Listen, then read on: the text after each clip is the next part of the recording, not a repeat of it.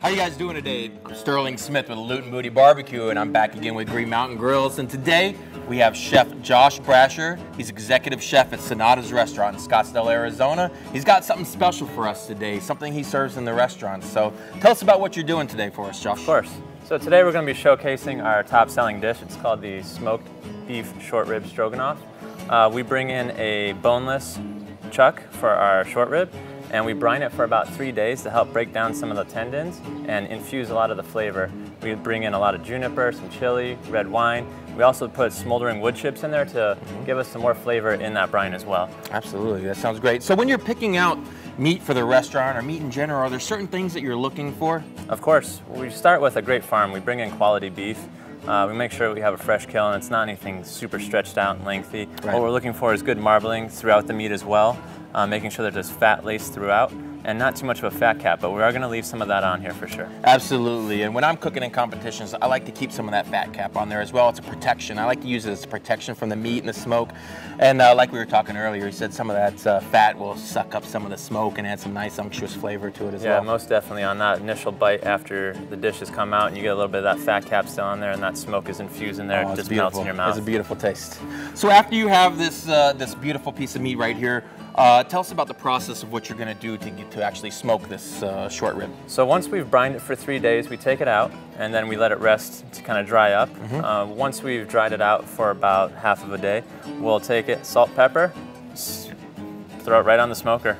Okay, right so when you're putting that on the smoker at the restaurant, are you doing low and slow? Are you doing hot and fast? Kind of what temperatures are you, temperature range and time? We're bringing the smoker up to we don't want to go anything over 200 degrees. We want to let this go in the smoker for about 7 hours, really get some time in there. Nice little low smoke, accept some of that smoke. And so 7 hours. For this size of meat, you actually want to go lower and slower. If you had this at 300 degrees with this size, you're probably going to only cook that for about exactly an hour max before it starts drying out. So you do a simple salt and pepper. Yep. Put that directly on the smoker, like you said, under 200, about 190 degrees for about 7 hours? For about 7 hours. And with the salt, it just helps to draw out and prevent drying of the meat, and it will help caramelize the outside, which will initially keep the juices inside more. When you're using salt, that's a great way to draw out flavors. Anytime you're sauteing something, it helps caramelize and bring some natural flavors to it. Absolutely. And in competition, salt's very important. We use salt a lot on the meat.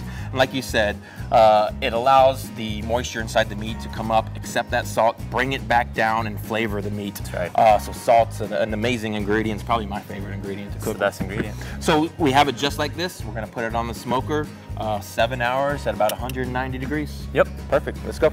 We have the smoker set at 190 degrees. You're going to take that and put it directly on the G-mat. And it looks like you're going to do that fat side up. Yep, what's important to keep the fat side up so it doesn't just run out and you're going to cause flames to shoot up and that fat's going to just burn off. What we want to see is for this fat cap to run through the meat to just continuously and flavor it. Flavor. Absolutely. Fat's flavor, and we want that to drip and keep the meat moist as well. Yes, most definitely. Absolutely. So this is going to go for about 7 hours now. All right, Chef. These have been on for about 7 hours now. I'll run it at 190 degrees, so really low and slow. Oh man, that looks beautiful. At this point, what are you looking for? What we're looking for is great caramelization. What the smoke and the heat has done is really put good caramelization. You see that fat cap we left off is now rendered down. Yes. So when you're cooking this in the restaurants, what sort of wood do you use? At the restaurant, we're using hickory and oak. We started off with a good amount of hickory, and we finished with oak. It's a nice long wood. It'll burn for a good time. Good heavy smoke flavors. Yes. Now, what's really cool about the Green Mountain Grills and the pellets we have, this is a Texas blend, and it's actually hickory, oak, and mesquite. So you get some of that beefy, smoky, the wood, the hardwood, that gives you that nice smoky flavor as well. You can really see that it's done its job too. It looks great. It looks beautiful. Let's go ahead and pull that, and we'll get ready for that braise. Absolutely. So right now, it's great quality, but still a little tough. This meat needs to now get a braise. We'll go ahead and braise that with red wine, our veal stock, a little bit of carrot, celery, and onion mirepoix. Oh yeah. And we'll go for about 12 hours in the oven at about 250 degrees. So another really 12 hours. Wow, that's a long dish. After about a 3-day brine and the smoke and the braise, it definitely takes time, but that's the kind of quality of food we're putting forth. Absolutely. And with that time, I mean, this thing's just going to fall apart. It's going to melt in your mouth. You're going to get that beefiness, the smokiness. It sounds like an amazing dish. I can't wait to try this. So if you're at home and the person in their backyard, they want to make this dish, what's something they can do after this step? Don't go too extreme. You could put this right into your crock pot if you have one. You could just wrap this up with some foil and continue to finish it on the grill. You're not going to get it really infused with as much flavor, but you don't need to involve that much technique to go into something you're doing at home. The best thing I would recommend is definitely just go right in the crock pot, little beef stock, and you're going to be great. Perfect. That sounds great. So, Chef, after that short rib has been braised for 12 hours, you get it out, and then what's the next step that you're going to do? So after our braise, first you want to make sure after the 12 hours in your crock pot that it's going to be nice and delicate. And kind of what you're seeing here is that the meat is falling apart. What we've done Very tender. Oh, very tender, very delicate, breaks apart, it's going to melt in your mouth. But a key factor into braising is definitely make sure that you chill your liquid and your product within that liquid. It's like a sponge. If you remove it while it's hot, it's definitely going to dry out and it's not going to be no bueno. You put all this work into this great product. Let it accept all that flavors and the liquid and the moisture. Patience. Absolutely. Patience. So we're going to go ahead and take our final product here, and I'm going to show you how to cook it up for the final dish. Looks great, Chef. All right, so now that we've gotten our short ribs chilled and they've been submerged in liquid, we're gonna go ahead and portion that out. Now what we're gonna do, right into a nice hot skillet. Oh, hear that sizzle. Give it some good caramelization. We'll let that just rest in there. What we're also gonna do is get some of our mushroom mix here. And what we bring in are some buttons, some shiitakes, some creminis, oysters, a little bit of a chef blend. We have a lot of different mushrooms in here. It doesn't matter what you get, just get some good mushrooms. Absolutely. Something of your favorites, whether it's portobello, but we're gonna use the chef blend that we bring in. Good umami flavor, that mushroom. We're gonna go right into the separate pan here. We're just gonna start to bring those mushrooms down. What we make in the restaurant is a little bit of a compound butter. We call it the butter bomb. Okay. Right here we got shallots, garlic, butter, some herbs, and a little bit of carrot, celery, and onion that's been broke down as well. I can smell that from here. It smells delicious. There you go. Oh man, you can put that right in your bread. A Thanksgiving morning. So this is all those flavors. This is great, and a compound butter is something you can make in advance and hold in your fridge forever and be able to use it for anything. Absolutely. So it's a great way to speed things up during your prepping process as well. That's going to also flavor all those mushrooms as it cooks down. And all the seasonings are going to get into everything. Oh yes. So we're going to go ahead and let that break down in here. Bring that short rib up to temperature in here. We'll let that just rest for now and get some more smoke flavor infused on it. Great. So Chef, these have been going for a couple more minutes. Let's see how they look. Yep. Tell you what, I love to see that sizzle right there. Yeah, it's starting to get some good sear on it. It's starting to warm that up. Our mushrooms are breaking down nicely with that butter. And at this point, we're going to want to add some of our smoked braising liquid. We make sure to reserve that as well. We're going to pour that right over that short rib now and just let it kind of reduce on there.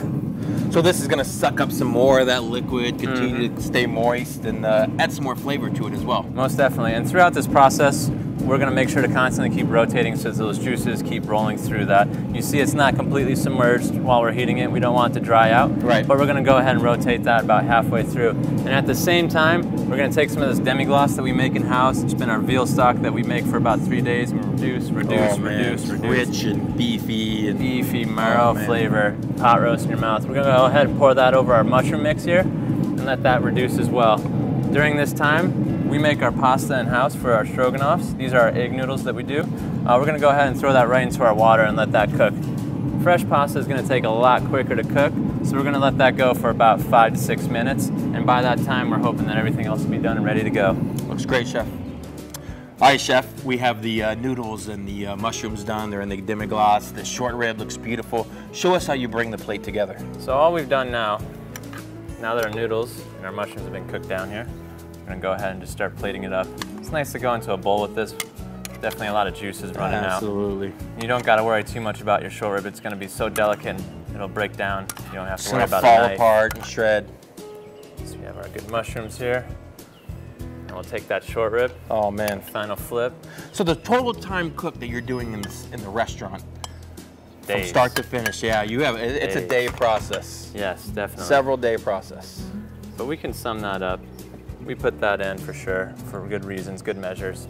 Quality of the product pays off. Absolutely. What we're doing now with our short rib, just finishing it with a little bit of sour cream, or in Eastern Europe, we call it smetana. So we're gonna put that right on top. It's a high-fat sour cream. And it's part of that sauce then. When you get in there, it's kind of deconstructed this dish, and you just want to break it apart and really get at it. It all starts to come together. And we'll just finish it with a little bit of watercress. This is a nice peppery green to freshen up the dish. Oh man, that's a beautiful dish. A little bit of black pepper as well.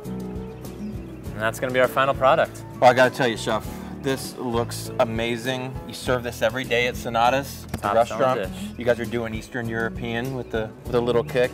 I love that you guys are smoking food in there. It seems very popular. Everybody's loving smoking. People in their backyard, you know, smoking, grilling. We love to teach you guys this. This is an amazing recipe from Chef at Sonatas. I can't wait to dig in this. Where's a fork? I gotta get in here somehow. Gotta get at it. So, tell us a little bit about Sonatas, how long it's been open, and Yeah, definitely. Sonatas has been open for about 6 months. We're located on Gold Dust and Scottsdale Road. We offer Eastern European fare food. Definitely a lot of classics. Look at this thing. Look at this thing just falling apart. Stroganoff is one of them. This is beautiful, Chef. I gotta tell you. I can't wait to get in here. Green Mountain Grills. You know what does it every time. One of the best.